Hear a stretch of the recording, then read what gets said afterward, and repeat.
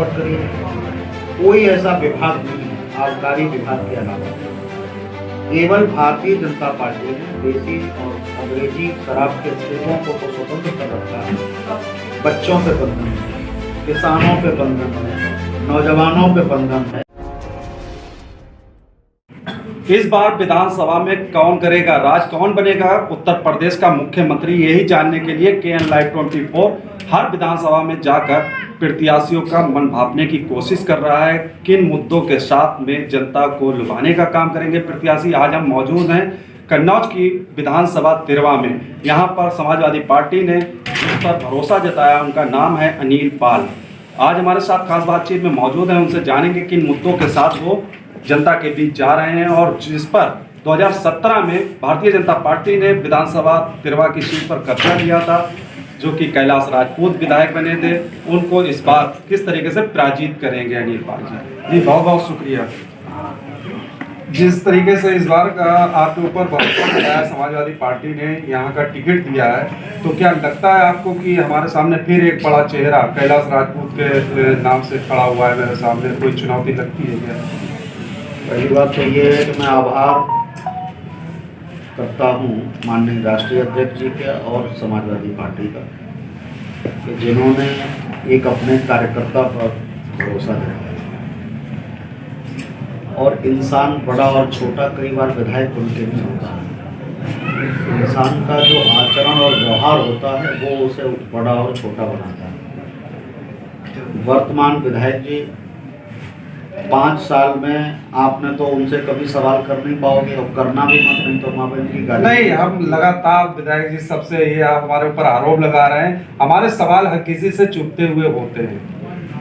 5 साल में लगातार उन्होंने जो कुछ किया है, सिवाय भ्रष्टाचार के, सिवाय कदाचार के, मतलब कुल मिला के उन्होंने कभी भी, आप बता दो, विकास की कोई एक काम गिना दें। आप इशारा करना चाह रहे हैं कि दबंग छवि के रूम में नहीं, इसे दबंगई नहीं कहते हैं, इसे नंगई कहते हैं जी। इसे दबंगई नहीं कहते। दबंगई उसको कहते हैं जो कमजोर की मदद करने के लिए जबर से बचाव है, वो दबंग होता है। ये दबंगई नहीं होती है कि पेट्रोल पंप पे चले जाओ और किसी की मां बहन कर जाओ। वो वीडियो भी इस समय बहुत वायरल हो रहा है, पेट्रोल पंप वाला बताया जा रहा है कि समाजवादी पार्टी IT सेल जो है लगातार उस पर काम कर रही है, उस वीडियो को बराबर घुमाया जा रहा है। अब हमने तो भाई डाला नहीं, तब भी नहीं डाला, अब भी नहीं डाला। आइए मुद्दे पे आ जाते हैं। चलिए, क्या मुद्दे होंगे आपके जनता के लिए? हमारा मुद्दा ये है कि हमने ITI बनाया जी, हमने मेडिकल कॉलेज का कैंसर इंस्टीट्यूट बनाया जी, हमने कार्डियोलॉजी बनाई, हमने पैरामेडिकल बनाया, हमने मंडी ठठिया में बनाई, हमने किसान बाजार बनाया, हमने मक्का प्लांट बनाया, हमने डेयरी बनाई, हमने फकीरपुरा का सोलर प्लांट बनाया, हमने ये आपका जो है स्टेडियम बनाया। एक तरफ से आप चले जाइए, सब बिल्डिंगें बनी खड़ी हैं, किसी को अभी भी सफल संचालन नहीं हुआ। हमारा पहला काम ये है, और जनता से भी करबद्ध निवेदन है, उनके बारे में कुछ ना बात करें, मैं तो कहूँगा काट दीजिए पूरा। अब ये अगर आपकी सरकार ने इतना विकास कन्नौज में किया था, तो आखिर क्यों कन्नौज की जनता ने आपको नकार दिया? नहीं, कन्नौज की जनता ने नहीं नकार दिया। इस देश को गुमराह करने वाले, इस देश को साजिश में फंसाने वाले, इस देश में हिंदू मुसलमानों को लड़ाने वाले, भाई को भाई से लड़ाने वाले, प्रभु राम के पीछे खड़े होकर के वार करने वाले, इस तरह के धोखेबाज लोगों ने माहौल बनाया था जुमलेबाजी का, और जनता उस जुमलेबाजी में आ गई। वरना आप प्रधानमंत्री जी का एक कोई ऐसा काम बता दो जो उन्होंने कहा हो और कर दिया। इस बार आपकी विधानसभा में जनता का जनार्दन के जो है आपके समर्थन में कितनी क्या पोजीशन दिख रही है? देखिए, हम तो जनता जनार्दन के हवाले हैं। अब हमें कुछ भी कहना 10 मार्च से पहले ठीक नहीं है। जगह जगह आप जनता के बीच जा रहे हैं, उनकी कुछ समस्याएं आपके पास निकल कर आ रही हैं? नहीं, वो तो हमें 4 साल से आ रहे हैं। जो जनता ने सिर्फ 1 साल के लिए विधायक माना था, उसके बाद मैं पूरी जिम्मेदारी से कह रहा हूँ कि तमाम लोगों ने उन्हें विधायक मानने से भी इनकार कर दिया। अब भाजपा की कौन सी मजबूरी है, उन्हें क्यों लड़ाया, ये भाजपा का विषय है, और देखता हूँ जनता फैसला क्या करेगी। देखा जाए बच्चों की शिक्षा के ऊपर बहुत इस समय कोरोना वायरस की वजह से असर गिरा है। अगर आपके ऊपर जनता ने भरोसा जताया और आपको विधायक बनाया विधानसभा में, तो बच्चों की शिक्षा के लेकर क्या आपका सबसे पहला व्यवस्था होगी? देखिए, शिक्षा तो चौपट करी है। कोई ऐसा विभाग नहीं है आबकारी विभाग के अलावा, केवल भारतीय जनता पार्टी ने देसी और अंग्रेजी शराब के ठेकों को तो स्वतंत्र कर रखा है। बच्चों पे बंधन है, किसानों पे बंधन है, नौजवानों पे बंधन है। आप कुछ बोलेंगे बंधन आप पे भी है। आप कितनाओं को, ये जो लिखा है ऊपर बैठा मालिक वो भी इशारे पे चलता है। कहा जा रहा है पार्टी की वजह से तो आपकी तरफ जनता काफी है, लेकिन आपके पिताजी के वजह से भी जनता का फुल सपोर्ट मिल रहा है इस विधानसभा में। अच्छा, एक बात आप बताइए, ये तो बड़ी स्वाभाविक चीजें होती हैं, इसमें नया क्या है? भाई काम किया है, अब पाढ़े पूत पिता के धर्मा, तो इसमें कौन सी नई बात है?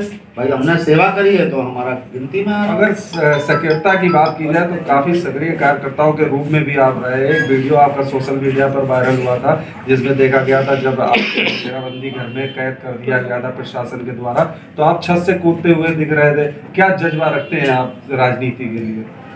हम तब भी वही जज्बा रखते थे, अब भी। हम लोकतांत्रिक परंपराओं पर भरोसा करते हैं और लोकतंत्र इस बात की आज़ादी देता है कि किसी भी विपक्षी दल को, विपक्षी कार्यकर्ता को, विपक्षी जनमानस को अपनी बात कहने का हक है। किसी को रोकने का, घरों में नज़रबंद करने का किसी सरकार में नहीं हुआ। ये सिर्फ 2 बार हमें बड़े बुजुर्गों ने बताया था कि सन 77 से पहले इंदिरा जी ये काम किया करती थी।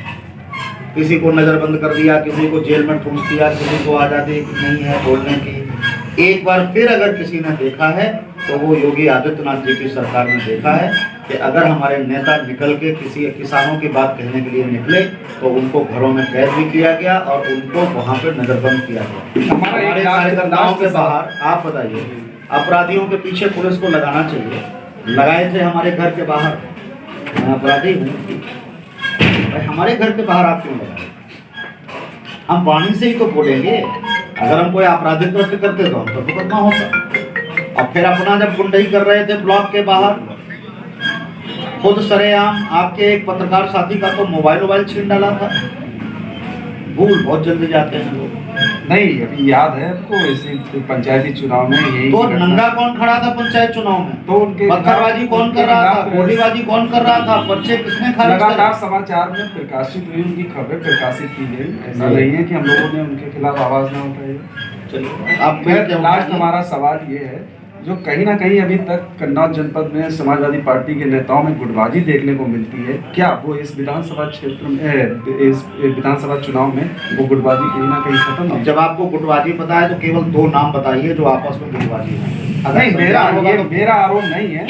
आखिरकार जो विपक्ष और सत्ता पक्ष है उनका आरोप है कि समाजवादी को गुटबाजी लेकर दूर है। ये उनका आरोप, उन्हें तो खुश होना चाहिए। आरोप क्यों लगाया?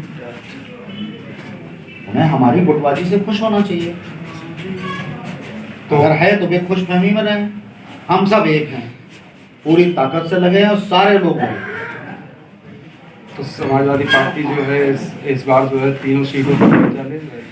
हम लोग जनता के बीच जा रहे हैं, अपनी विकास की योजनाएं लेकर के जा रहे हैं, अपने पुराने कराए गए कामों को लेकर जा रहे हैं। सालों से परेशान हैं। घोषणा पत्र जो राष्ट्रीय अध्यक्ष जी के द्वारा दिया गया है, जनता के बीच उनको गिनाने का काम कर रहे हैं। हम गिनाने का भी कर रहे हैं। जनता जागरूक है। 300 यूनिट बिजली फ्री चाहिए, समाजवादी पार्टी की सरकार बनाइए। 22 लाख रोजगार चाहिए, समाजवादी पार्टी की सरकार बनाइए। चलिए, बहुत बहुत धन्यवाद हमारे साथ जुड़ने के लिए। हम जैसा कि मेरे साथ सुन रहे थे आप सपा प्रत्याशी अनिल पाल जी को, उनका सीधे तौर पे कहना है कि इस बार जो है हम विधानसभा चुनाव में फिर से काबिज होंगे। जो हमारी सीट पिछली बार भूल में गई थी उसको हम वापस लेने का काम करेंगे। जनता पूरी तरीके से जागरूक हो गई, उसने जो है देख लिया है 5 साल के चुनाव में कि आखिरकार कौन उनके साथ असली हमदर्द बन के खड़ा है। केएन लाइव 24 के लिए शिवम सैनी के साथ आलम कुरैशी।